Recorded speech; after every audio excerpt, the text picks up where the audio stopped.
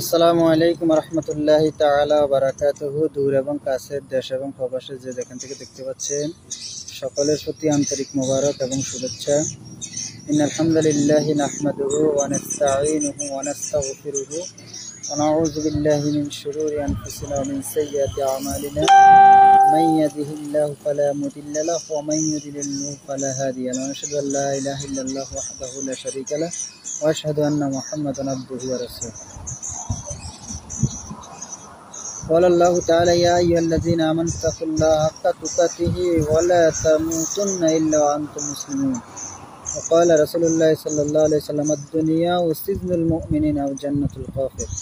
إن الله وملائكته يصلون على النبي يا أيها الذين آمنوا صلوا عليه وسلموا تسليما. আল্লাহ পাকের দরবারে অসংখ্য অগণিত শুকরিয়া যে আল্লাহ পাক রব্বুল আলামিন এখনো সুস্থ রেখেছেন, ভালো রেখেছেন। আল্লাহর হুকুমগুলো এখন পর্যন্ত সুস্থ রেখে মোটামুটি যতটুকু সম্ভব আদায় করতে পারতেছি, আলহামদুলিল্লাহ। দুরূদ ও সালাম বিশ্ব মানবতার দূত মুহাম্মদুর রাসূলুল্লাহ সাল্লাল্লাহু আলাইহি সাল্লামের প্রতি।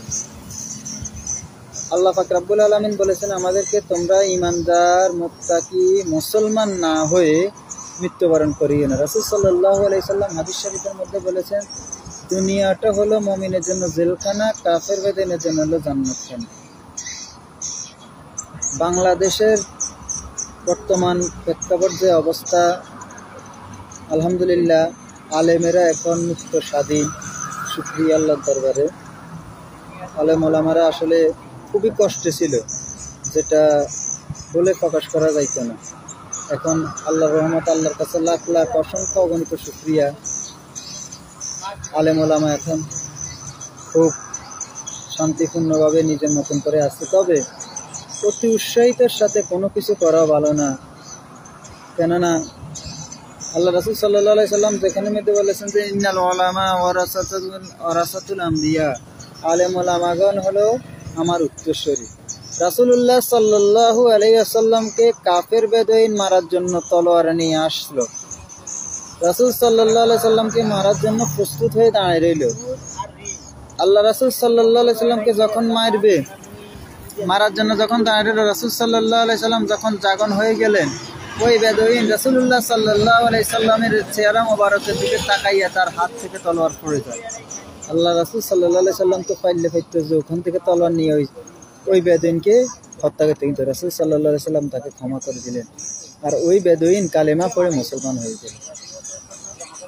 রাসূল সাল্লাল্লাহু আলাইহি সাল্লামের দরবারে রিসালাতের মধ্যে রাসূল সাল্লাল্লাহু আলাইহি সাল্লাম যখন মসজিদের মধ্যে সাহাবায়ে কেরামদেরকে নিয়ে কথা বলতেছেন, ওই সময় আসি এক বেদুইন ঢুকি মসজিদের ভিতরে পেশাব করে দিতেছে।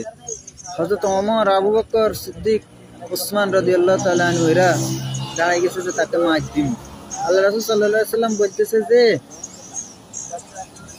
যে আগে তার পেশাবটা শেষ হয়ে না। এখন পেশাব শেষ হয়ে গেল, আল্লাহ রাসূল এবার তাকে বলল, তুমি যে এখানে পেশাব করলে, তুমি কি জানো না এটা আমাদের পবিত্র জায়গা, মুসলমানদের এখানে পেশাব করা যায় না? ওই বেদুইন বলল যে আপনি এত মায়ার নবী, দয়ার নবী, আমাকে তো চাইলে এখানে কি আপনি হত্যা করে ফেলাইতে পারতেন, কিন্তু আপনি আমাকে ক্ষমা করে দিয়েছেন। আমি কিভাবে ইহুদি থাকি, আমাকে পড়ে দেন লা ইলাহা ইল্লাল্লাহু মুহাম্মাদুর রাসূলুল্লাহ। কিন্তু আমরা কি করতাম? আমরা এটার উল্টা প্রতিশোধ দিতাম না।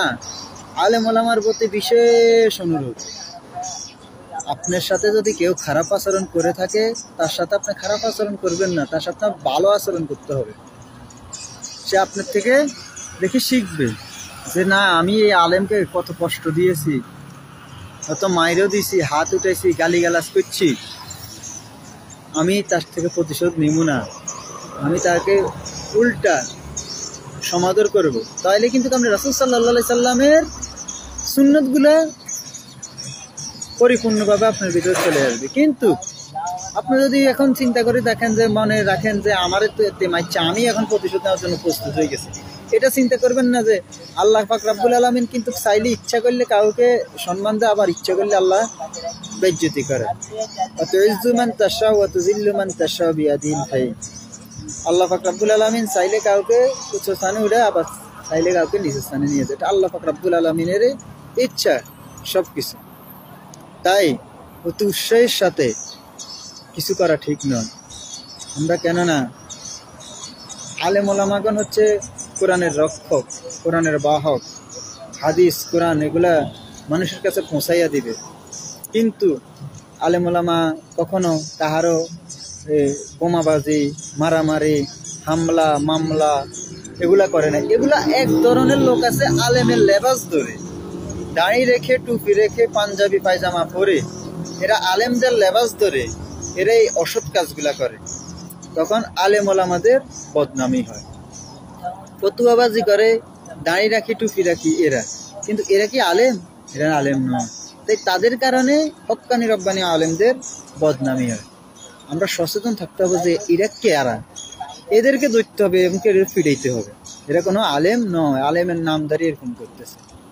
আর আমরা কেননা আলেম ওলামা কখনো কাহারও ক্ষয়ক্ষতি করে না, হিন্দুদের বাড়িতে আগুন দেয় না, হিন্দুদের বাড়ি আলেম ওলামা পাহারা দেয়। কেননা এটা রাসূল সাল্লাল্লাহু আলাইহি সাল্লাম বলেছেন আল্লাহর পক্ষ থেকে, এরা তোমাদের কাছে আমানত, এদের জান মাল এগুলা হেফাজত করা তোমাদের দায়িত্ব।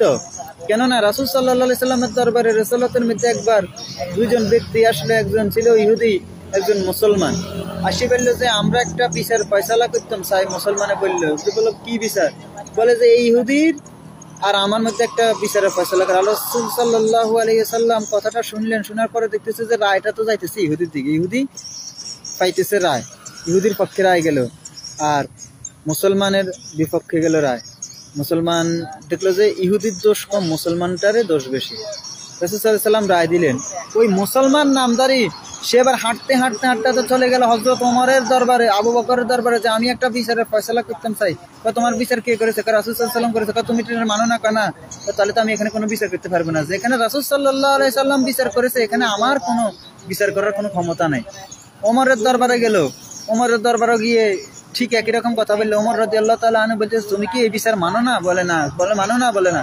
ঠিক আছে, আমি তোমার বিচার করি। রাসূল ওমর রাদিয়াল্লাহু তাআলা আনহু ঘর থেকে তরবারি এনে এক কোবে ওই ব্যক্তির গর্দান কেটে ফেলে, আর পুরা শহর হয়ে যায় যে মুসলমানের হাতে মুসলমান খুন হয়েছে, ওমর মুসলমান খুন করেছে। আল্লাহ রাসূল সাল্লাল্লাহু আলাইহি সাল্লামের কাছে যখন খবরটা গেল, রাসূলুল্লাহ সাল্লাল্লাহু আলাইহি সাল্লাম বলেন, আমার ওমর তো কোনো মুসলমানকে খুন করতে পারে না। আসলে খবর নিয়ে দেখে যে এটা তো ছিল একটা মুনাফিক, মুসলমান নামধারী মুনাফিক। কেন ইন্নাল মুনাফিকিনা ফিদ দারকি আসফালি মিনান নার, মুনাফিকরা থাকবে জাহান্নামের সর্বনিম্ন স্থানে। তারা তাদের সাহায্যকারী স্বরূপ কাউকে পাবে না। মুনাফিক অত্যন্ত খারাপ। আর মুনাফিক তৈরি হয় মুসলমান থেকে, মুনাফিক কোনো ইহুদি নাসারা থেকে তৈরি হয় না। এই কারণে মেহেরবানি করে কেউ ইহুদিদের বাড়িতে আগুন দিবেন না, ভাঙচুর করবেন না। এগুলো আমাদের দেশের সম্পদ।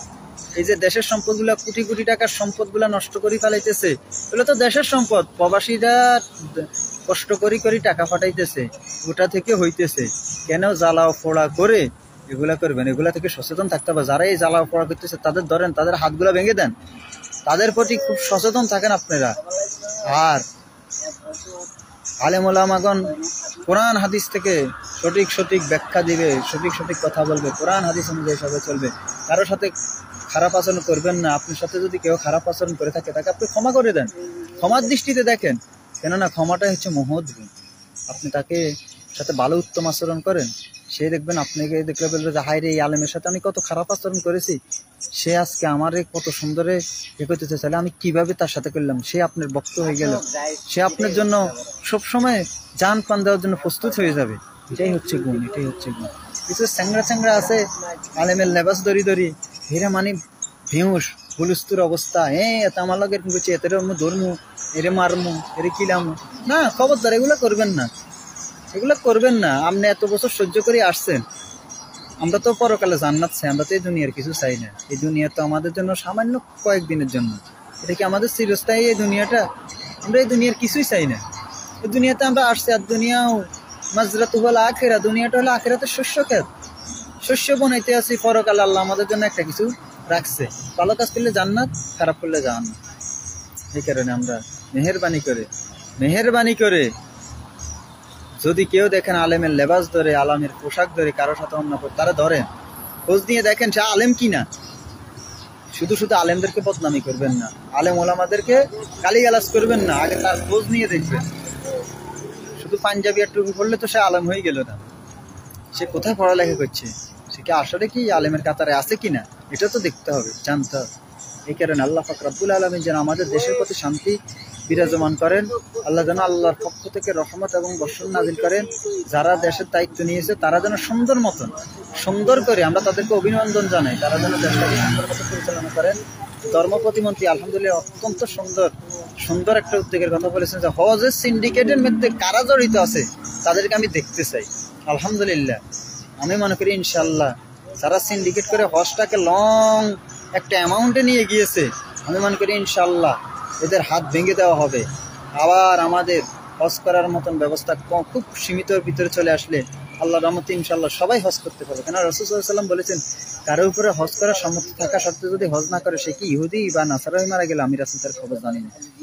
কিন্তু অনেকটা টাকার কারণে কেউ যাইতে পারে না। 2.5 লাখ 3 লাখ টাকার হজ 8 লাখ 9 লাখ টাকা নিয়ে গেছে। মানুষ কিভাবে যাবে? 60-70 হাজার টাকার উমরারে 2 লাখ টাকা নিয়ে যায়। এটা সহজ করে দিতে হবে, মানুষ যেন আল্লাহর কাছে তাওয়াফ করতে পারে। আল্লাহ যেন ধর্ম প্রতিমন্ত্রীকে তিনি সুন্দর মতন এগুলা পরিচালনা করতে পারে। যারা দায়িত্ব আছে তারা যেন দেশটাকে সুন্দর মতন পরিচালনা করতে পারে। আমাদের দেশের দ্রব্যমূল্যের দামগুলো যেন নিয়ন্ত্রণের ভিতরে চলে আসে। আমার দেশটাতে আল্লাহ যেন শান্তি বিরাজমান করেন। চুরি ডাকাতি হইতেছে দেশের মধ্যে দেখতেছি, আমরা প্রবাসীরা আছি, প্রবাস থেকে মোবাইলের মাধ্যমে দেখতেছি চুরি ডাকাতি বেড়ে গেছে। সবাই সচেতনতার সাথে থাকবেন। যখনই এগুলা দেখবেন থানাতে জানাবেন, সেনাবাহিনী আছে তাদেরকে জানাবেন, এদেরকে ধরে দিবেন। এরা দেশের সম্পদ নষ্ট যারা করে তাদের হাত ভেঙে দেন, কেননা দেশের সম্পদ নষ্ট করা যাবে না। আল্লাহ আমাদের দেশটার ভিতর খাস রহমত নাজিল করক, আল্লাহ আমাদের দেশে শান্তি রহমত করক, আলেম ওলামাদেরকে আল্লাহ হেফাজত করক, আলেম ওলামাদের জান মাল ইজ্জত সম্মান আল্লাহ হেফাজত করক। ও বিশেষ করে মসজিদের ইমামদের প্রতি নজর দিবেন, যারা ক্ষমতাসীনরা আসছেন মসজিদের ইমাম সাহেবদের প্রতি নজর দিবেন। তারা খুব কষ্টে আছে, তাদের খুব কষ্ট, তারা খুব কষ্টেতে জীবনযাপন করতেছে। তাদের বেতনের দিকে খেয়াল রাখবেন, তাদেরকে বেতনগুলো দিবেন। কমিটির লোকেরা তাদের প্রতি খুব সচেতন থাকবেন, তাদেরকে ভালো মানের সম্মানিত করবেন, তাদেরকে সম্মানের সাথে কথা বলবেন। যে কমিটি ইমাম সাহেবের সাথে খারাপ আচরণ করে, ইমাম সাহেবকে আসি বলবে টয়লেট পরিষ্কার করেন, ল্যাট্রিন পরিষ্কার, পায়খানা পরিষ্কার, এদের কানে গালে 2টা করে সবার দিবেন ইমাম সাহেবরা। বলে তুই আসি ইমামতি করবি, তুই টয়লেট পরিষ্কার করবি, এদের কোনো ছাড় নাই। বেয়াদব মূর্খ। ইমামরে রাখি ইমামে টয়লেট পরিষ্কার করবো, ইমাম মসজিদ ঝাড়ু দিব। হ্যাঁ, ইমাম যদি মনে চায় মসজিদ ঝাড়ু দিল, কিন্তু তাকে জোর করতে পারবে না কখনো। এই কারণে ইমামদের প্রতি নজর দেন, ইমামদেরকে সম্মানিত করেন, আল্লাহ আপনাদেরকে সম্মানিত করবে। কেননা ইমামরা আলেম ওলামারা এরা খুব কষ্টে জীবনযাপন করে। মসজিদের ইমামরা কত টাকা বেতন পায়? 4-5 হাজার টাকা বেতন পায়। দ্রব্যমূল্যের দাম যদি নিয়ন্ত্রণে চলে আসে তাহলে তো সমস্যা নেই, কিন্তু দ্রব্যমূল্যের দামটা ঊর্ধ্বগতি। এই কারণে আল্লাহ পাক রব্বুল আলামিন যেন আমাদেরকে তৌফিক দান করেন। আসসালামু আলাইকুম।